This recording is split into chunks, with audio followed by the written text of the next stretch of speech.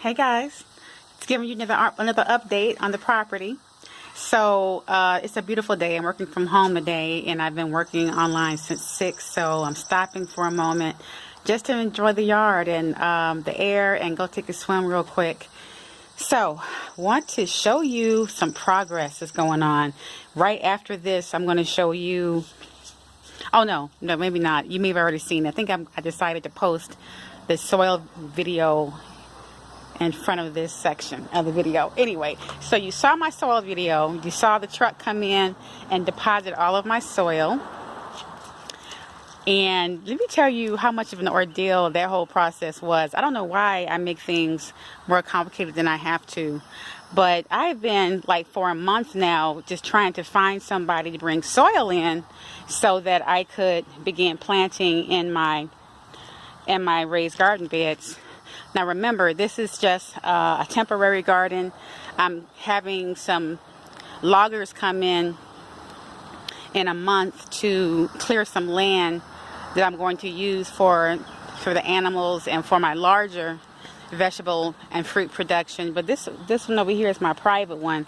I don't know if you can see it back there where Zeus eating something. Zeus, what are you eating?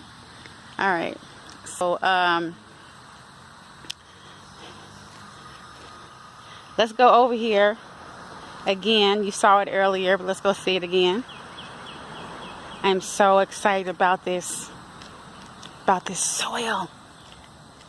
Oh my God. This soil is very rich. It's a very high quality topsoil with organic topsoil with cow manure, and I think there's some pig manure in here. And something else, but I don't know if you can see this. How do you turn this around? I don't know. I'm going to see if I can just do it like this. Anyway, you see that? There you go. I don't know if you can tell, but it's very moist. Has a nice strong scent to it, and I like that. And I'm going to use that soil for probably only a third of that for the beds. And that leaves me with some room to plant later on, because I'm going to build a greenhouse for my winter planting over here somewhere. If you can see that in that direction. And I'm going to use the rest of the soil for the greenhouse. So I'm excited. I've been making my seedlings, and I have them all over the property getting hardy. I know I'm planting late. Most people have already put their seeds and their seedlings in the ground like a month ago, no later than May. But I'm planting based on the temperature and the seasonal patterns here in Georgia, and also my schedule, because I knew I would not be around a lot the first part of the spring or late spring or even early summer, because my job sends me away a lot for travel. So I plan on doing really healthy fall harvest and late summer harvest. So here's one of my seed beds right here. Hope you can see that. Can you see that? So here I'm planting cantaloupe, spinach, collards, okra, some asparagus, tomatoes, all sorts of stuff. I just cannot wait to get it in the ground. And around the side of the house, I have some more of the same back there in some sunny areas. So it's I just have these beds all over the place. They've been in the house downstairs in the windows for a while. And I decided it was time to bring them outside so they can get hardy and get strong before I transplant them into the beds out there. So one of the commenters, I can't remember your name because you have an interesting name, but one of the commenters made a statement on one of my earlier videos, and they said, why do you have your garden beds, your vegetable beds, so far away from the house? Well, as I said to you in my comments And my response is I have a method to my madness. So here is the house. Here, and here's my steps. And then there's the yard. It's not that far away. It really isn't. But you have to remember, and I don't know if you have listened to all of my videos, I'm not just planting, right? I also am setting up for a bed and breakfast and an Airbnb. And I want the garden to be apart from the house, a little apart from the house, so I don't have to worry about too much traffic, fumes from the cars, people, things like that. And I'm going to set up the garden in such a way that people can pick vegetables and fruits at their leisure when they come to visit the Airbnb and the bed and breakfast. I'm also going to put some chairs out there. It's going to be kind of like, there he is again, eating poop. Zeus! No. No. As a little aside, my dog is eating poop. I've been looking up like, why is he doing this? And I changed his dog food. He was eating this protein dog food called Bil-Jac, which is, again, pure protein.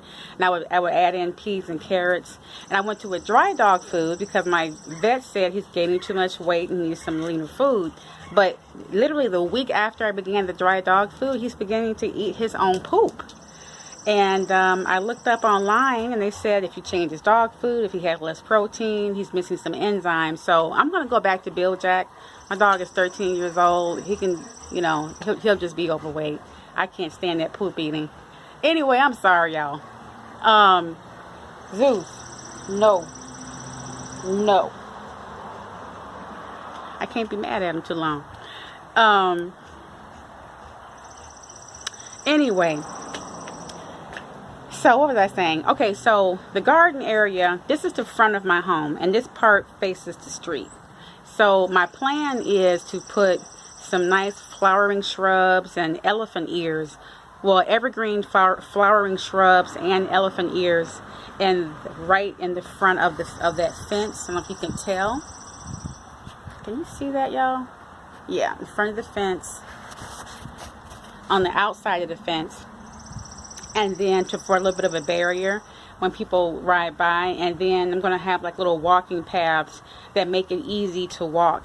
And I also want to make it wide enough so that people who have disabilities and people who are on wheelchairs will be able to maneuver through the beds. There aren't a lot out there. I just have 7 new ones I created. Just one out there already that I have my cabbage and my dandelion growing in. And I have another one behind there that I'm going to put some tomatoes. It's about 9. But it's not just a garden. It's a living space. I don't like to have spaces that are exclusionary. So, back to the commenter, I know I'm not doing it the conventional way. I don't have zones. But, I came out here because I'm not a very conventional person. I'm not. So this is how I choose to do it. We'll see how it works. If it's disastrous, I'll go back to the traditional way. I do know that when I get some land cleared in the back of the home, when the loggers come, that I will institute some more conventional methods in how I place my agriculture and my animals. But for now, that's how I decided to do it. And thank you for the question. That's a good question. Please bring more questions, because I learn when you all ask me questions, it's sometimes I'll discover, oh, I should be doing that instead, because I'm new at this. I'm not an expert at all. I do have some experience farming as a child, and I have experience of home building from when I lived in Mexico. But this endeavor that I'm involved in right now is 100% new for me. And I've just been learning from reading and talking to experts and YouTube. If you see my subscriber list, I subscribe to a lot of different YouTubers who are doing the same thing, who've been doing it for years. So that's it. So please put your comments in the section and give me any suggestions. I listen to people. I do. I listen, and I'll say, okay, I'm going to do that next time if it's possible. What else is going on? Okay, so let me take you around to the back, because some of you remember, and I just mentioned that I'm also trying to set up an Airbnb and a bed and breakfast. And I've had a time. I tell you, it's been a long time getting the things that I want to get, because I'm on a budget. I'm doing this on my own, and I'm doing it without debt. The house, of course, I did accrue debt to get my home, I chose to do that, but I don't have any other debt. My car is paid for. I don't have any credit cards. When I do use my credit card, I pay it off at the end of the month, maybe 2 months, to give myself, to boost my credit score, that type of thing. But pretty much I have a budget that I'm working from of funds that I use from all of my hustles and from my job. And so it takes me longer than normal to execute because I'm always comparing prices. The biggest issue I've had with the soil and with the furniture that I needed to furnish the downstairs for the Airbnb and bed and breakfast has been with getting a good price and not being ripped off. When people hear my voice, they say, "Oh, I don't know if they think I'm a woman," and well, they know I'm a woman, and they say, "Okay, she's a woman, so I'm just going to give her some outrageous price," or is it because do I sound young, or is it because they think I'm ignorant? I don't know what it is, but I know what I want to pay, and I know that if I can't get that price point, then nothing can move forward. And there's so many things that I'm trying to do, in addition to the soil, which I just purchased, in addition to the furniture, which I purchased yesterday, and I'm going to let you all see it soon. I'm also pricing out farm equipment. Seth, thank you so much for your comments about equipment. I'm telling you, I listen to you all. So I'm pricing out tractors. I'm pricing out bobcats. I'm pricing out bobcats that have tillers. So until I get that, I've had to just use what I have here, and I just have 2 push lawn, self-propelling push lawn mowers, a weed eater, which with all this land it's insane. So I've got to get a riding lawnmower at some point, pricing that out. I know I need a trailer now.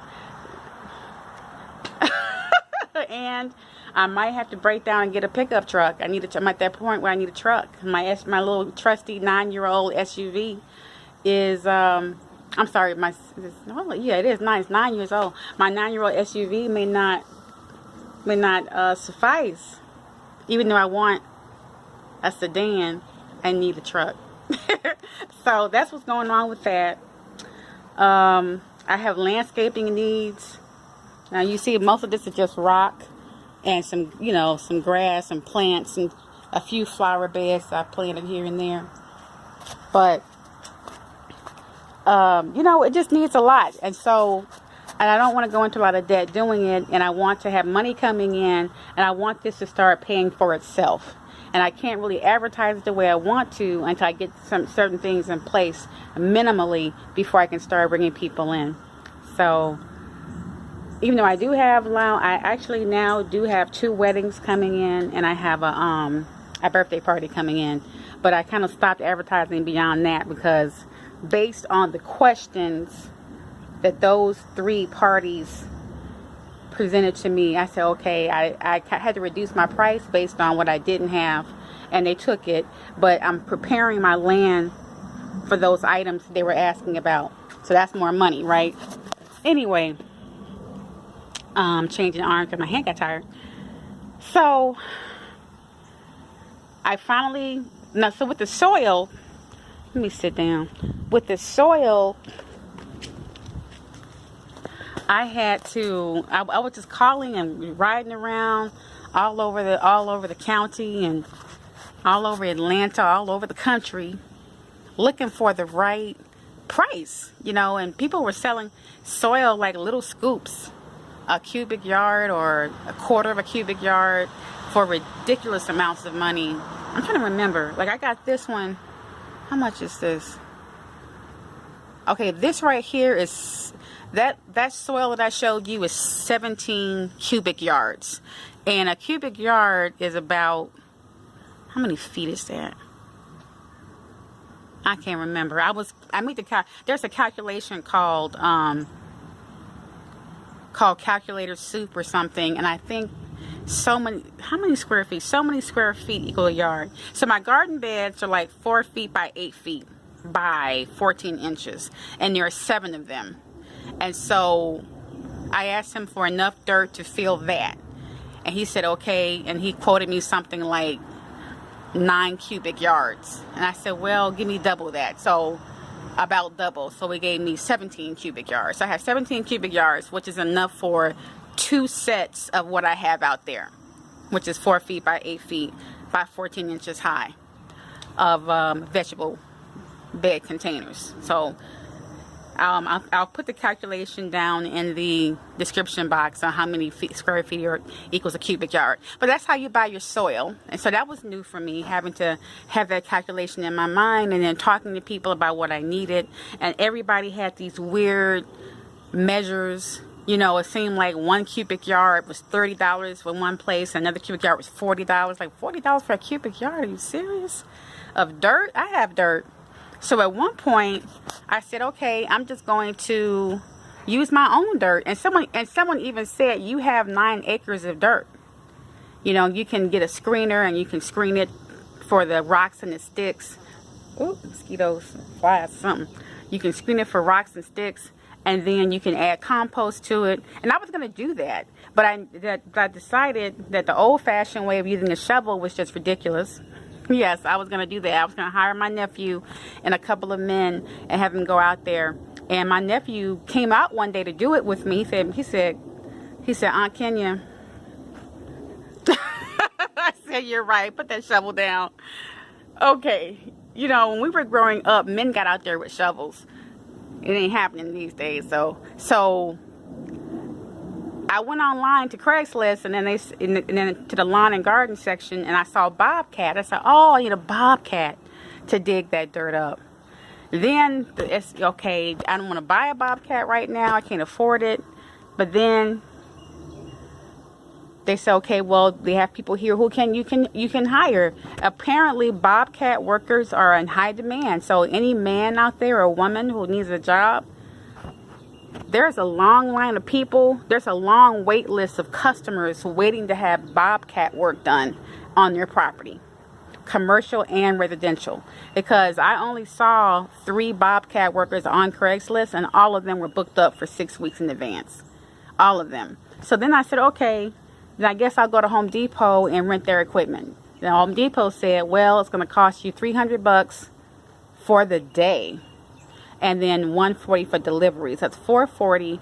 And then one of my handymen said he could drive a Bobcat, and he was going to charge me $300. So it would have been $740. I'm like, I got a budget, and that's way beyond my budget. Maybe my budget is unreasonable, or maybe the prices are. So that's when you have to start thinking really deeply about, thinking critically and thinking creatively about this stuff. I said, okay, I'm new to this whole thing, so let me just kind of step outside this for a minute. I'm making this too complicated, right?